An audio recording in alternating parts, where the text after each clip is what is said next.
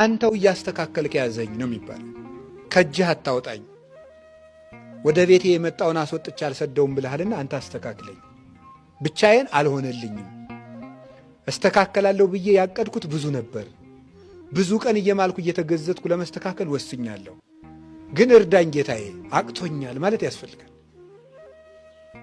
ራስን በእግዚአብሔር እጅ ወሮሮ መጣል ያስፈልጋል። ራሳችን መስራት አንችልም። በእውነት እግዚአብሔር በሚያውቀው ይህንን ነው ክርስቶስ ከኛ የሚፈልገው። ብቻችን አይሆንልንም። ከቤተ ክርስቲያን ገብተን ነው የምንስተካከለው።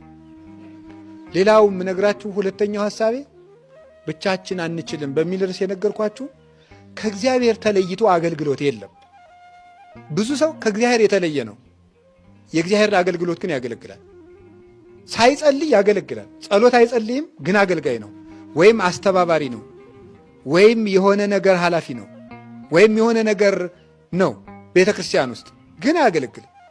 ብቻችን ጠብ የምናደርገው ነገር የለም። ክርስቶስ ከሌለበት በአገልግሎት ውስጥ ለውጥ የለም። ስለዚህ ክርስቶስ ይዘን የምናገለግል፣ ክርስቶስን ይዘን ለማገልገል አንደኛው ሕጉን በጠዋትም በማታም አንብቡ። እኔ እውነቴን ነው የምነግራችሁ። ሕጉን በጠዋትም በማታም አንብቡ። መጽሐፍ ቅዱስ አንብቡ። እግዚአብሔር ለሕዝቡ በመጽሐፍ ይናገራል ይላል። ሕጉን በጠዋትም በማታም ስናነብ እግዚአብሔር ከኛ ጋር ይሆናል።